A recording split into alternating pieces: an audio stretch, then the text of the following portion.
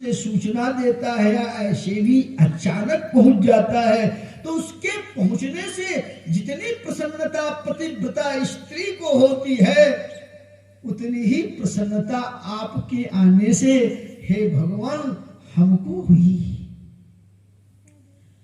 इस प्रकार से भगवान की स्तुति वृत्तासुर करने लगे और भगवान वृत्तासुर को आनंद प्रदान करने लगे। उस समय में वृत्तासुर कहते हैं, हे देवराज इंद्र, अब मेरे को जीने की इच्छा नहीं है, अब तो भगवान के सामने ही शरीर से मैं प्राण निकालना चाहता हूँ, अब तो आप मेरा वध कर दो। तो देवराज इंद्र प्रशंसा करते हैं वृत्तासुर की बुद्धि को। अहो दानव सिद्धोषि यस्य ते मतिरिदृशी भक्तः सर्वात्मनात्मानं शुभिदं जगदीश्वरम। धन्य है वृत्तासुर, मैं आपके इस बुद्धि को बारंबार धन्यवाद देता हूं। कोई जोगी मुनि लग रहे हो मेरे को, दुश्मन की प्रशंसा देवराज इंद्र कर रहे हैं।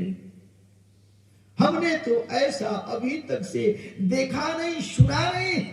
आपको बारंबार मेरा धन्यवाद है। जिसके दृष्टि में मात्र भगवान की याचना है, इच्छा है, वो राक्षस होते हुए भी किसी संत से कम नहीं है।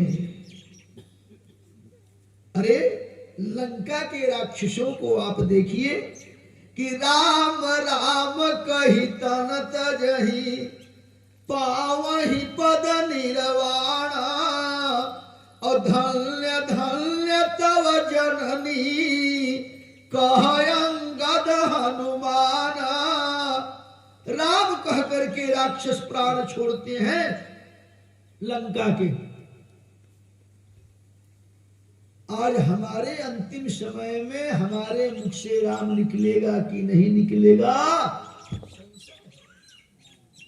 लेकिन राक्षसों के मुख से भगवान के भक्ति में तल्लीन हो गए। और उसी समय में उन्होंने निवेदन किया और तब देवराज इंद्र ने वृत्तासुर का गर्दन काट दिया, मस्तक को काट दिया। बोलो गोपाल कृष्ण भगवान की जय। और जब मस्तक को काट दिया तो पुनः ब्रह्म हत्या निकली उसमें से, क्योंकि ब्राह्मण कुल में जन्म हुआ था वृत्तासुर का, और ब्रह्म हत्या निकली ना तो देवराज इंद्र भागना शुरू किए और भागते भागते सरोवर में चले गए। और सरोवर में जाने के बाद में कमल के डंटी में प्रवेश कर गए। वहां उनको बड़ी यातना सहन करने पड़ी और इसके बाद में काम चलाऊ इंद्र बन गए महाराज नहुस। बोलो गोपाल कृष्ण भगवान की। महाराज नहुस स्वर्ग के राजा बन गए। और जब धन प्राप्त हो गया ना तो बुद्धि भ्रष्ट हुई। बोलो गोपाल कृष्ण भगवान की। अब इंद्राणी के ऊपर दृष्टि उनकी बुरी चली गई, आयु के पुत्र नहुस की। तो उनको श्राप दे दिया गया कि अजगर जोनी में चले जाओ। तो अजगर जोनी में नहुस आ गए। वही नहुस एक बार भीम का पांव पकड़ लिए थे। 10,000 हाथी का बल भीम के पास में था और पांव भीम नहीं छुड़ा पाए। तो कहा कि आप कौन हो? तो भीम ने कहा कि भरत वंश में मेरा जन्म हुआ है। कहा हो तब तो तुम हमारे ही खानदान के हो, इसलिए पांव छोड़ देता हूं। बोलो गोपाल कृष्ण भगवान की। श्री सुखदेव जी महाराज से राजा परीक्षित पूछते हैं, भगवान ये वृत्तासुर पूर्व जन्म में कौन थे जिनमें राक्षसी प्रवृत्ति होने के बाद भी भगवान की भक्ति उनमें थी?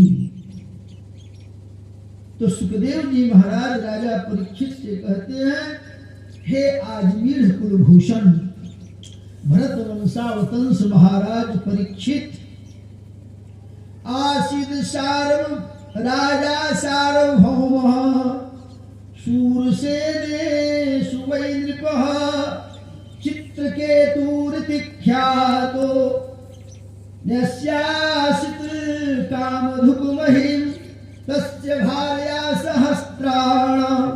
सहस्राणि दशाभं संतानि कंचापि नृपो न लेभेतातु संततिम्। एक पूर्व जन्म में चित्रकेतु नाम के राजा थे। बोलो गोपाल कृष्ण भगवान की जय। सुरसेन देश के राजा, इनका नाम चित्रकेतु था। चित्रकेतु राजा की हजारों रानियां थी, लेकिन किसी भी रानी के द्वारा संतान की प्राप्ति नहीं। तो संतान की प्राप्ति के लिए चित्रकेतु राजा अंगिरा ऋषि और नारद जी से प्रार्थना किया। उन्होंने ललाट की रेखा को पढ़कर के कहा कि 7 जन्मों तक से आपको संतान का योग नहीं है, पुत्र के लिए चिंता मत करो। तो राजा ने कहा पुमनाम नरकम त्रायते इति पुत्रः, पुमनाम के नरक से उद्धार तो पुत्र ही करता है। अंगिरा ऋषि ने कहा कि पुत्र करता है, लेकिन राजन पुत्र किसे कहते हैं? यही बात भगवान विष्णु से नारद जी ने, गरुड़ जी ने पूछा था। तो भगवान विष्णु ने गरुड़ जी को उपदेश दिया था, जिसका नाम गरुड़ पुराण पड़ा। भगवान विष्णु ने कहा था जीवितो वाक्य करणात्